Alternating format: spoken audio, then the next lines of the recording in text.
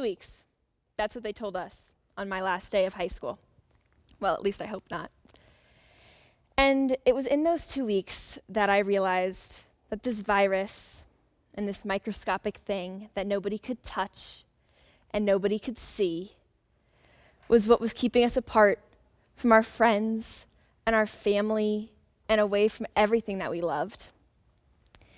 And I wrote this poem. It was the first one I wrote for my book. And I wrote it when the 2-week break was still a possibility. And I wrote it in regards to humanity. And if the virus was taking us out, why were we trying to do the same to each other? We're just humans. We're just people.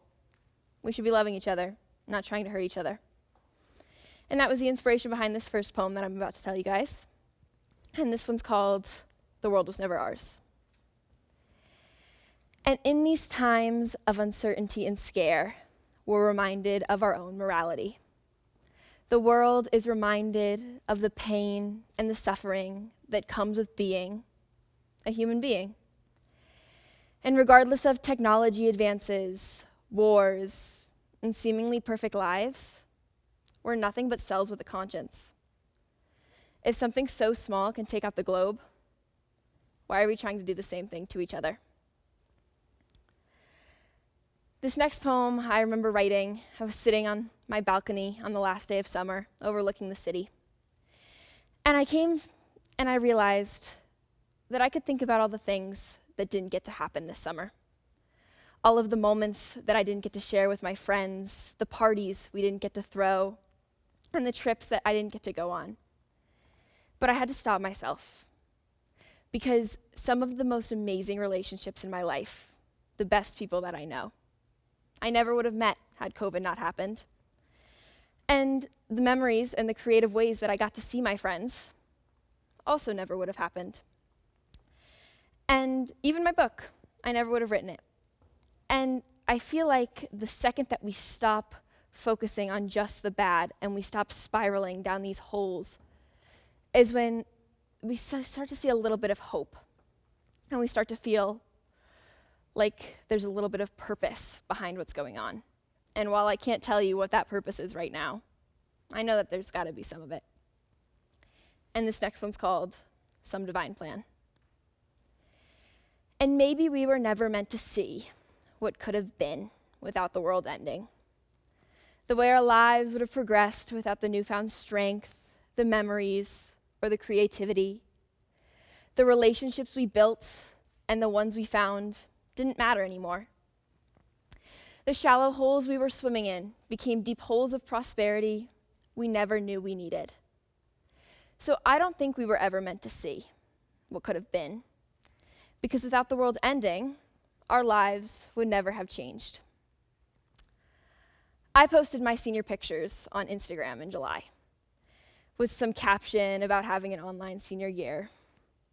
And some boy in the grade below me commented, "Maggie, people are dying." And let me tell you, that shook me up. I immediately felt awful. Who was I to be upset about logging into a Zoom call instead of walking into a classroom when there were people that were losing their jobs and people that were dying? And I wrestled with this for a really long time, but I came to the conclusion that humans cannot control the way we feel about things, we just do. And one person's feelings does not devalue another's. And after I published this book, some people that were really close to me had a lot to say. And they told me that I couldn't publish a book about a global pandemic. But I think that's the beauty of it, because this is the biggest story that I've ever been a part of, and there's 7 billion sides. And it's my side to this story, and I'm 17. And if you want to read it, you can, and if you don't, that's fine too. But sharing my feelings, I hope, can help someone else find validity through their humanity. And that was the inspiration behind this poem. And this one's called Will This Ever End? Remember when it was April 6th, April 20th, April 30th, next year for sure, September 18th, October 8th, hopefully next semester. Please stop crying. What if my life wasn't made of half experiences where when things get good, they disappear into my own little figment? But relax, because people are dying. My eyes burn from the screens, my head hurts from the tears, my lungs burn from the masks, and my heart hurts from the memories. But relax, people are dying. It's never easy, I know that, but I thought the world could give me a break. Something I once enjoyed has me completely burnt out. Please stop crying. The days seem to slip away into the same mundane routine. Virtual classes with no learning, eating lunch alone, constant sadness. But relax, people are dying. Why is this the way my childhood has to end? I can't be in solitude, overthinking everything, feeling so beaten down. But relax, people are dying. I transferred high schools as a junior, and while there are plenty of struggles that come with switching high schools halfway through, meeting new friends in already formed social circles, or even transferring my credits, the biggest for me was going from my private suburban high school to a public inner city one.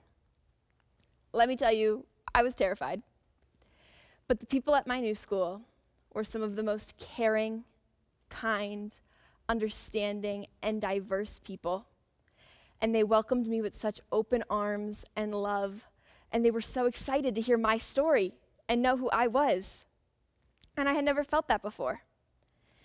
And so I wrote this poem not only as a reflection on my past, but as a thank you to them. And this one's called Beauty and Brokenness. And suddenly, the world in which she surrounded herself was one of purity and love. The walls that once enclosed her and the fears that once debilitated her came crumbling down with her perfect reputation. But to her, finally, that was okay. And finally, the people that she ran to were the ones who truly cared. And for the first time since forever, someone actually wanted her there.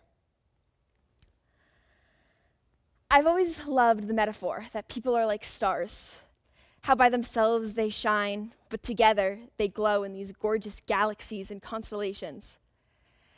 And beyond that, I've always loved that every single person on this earth has a story to tell. And it's always been hard for me to understand that I will never know all 7 billion of those stories. And of the fraction of people that I do get to meet, I won't know them all fully.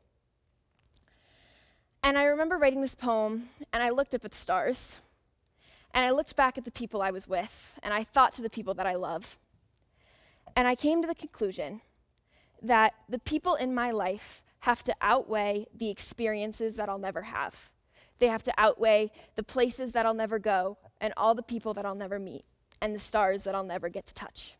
Because there's quite a lot of things that I will never get to do. And right now, my support system does that for me, and I think everybody's support system needs to do that for them. And this slowly became one of my favorite poems that I've ever written, and this one's called My Trip to the Stars.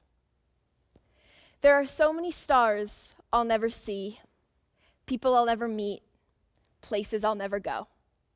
But for the first time, maybe ever, the people that filled my world, my tiny, sweet little world, were the people that made life worth it. The people I'll never meet, the places I'll never go, the stars I'll never see, don't matter anymore. Because the world is far too big, far too vast, and that's okay. I don't have to see the world. I don't have to touch the stars, because my world was what I needed. The universe picked me to be the person that I am, and the stars are mine. I see them in the people I know, the people that I love. The stars are mine. Thank you.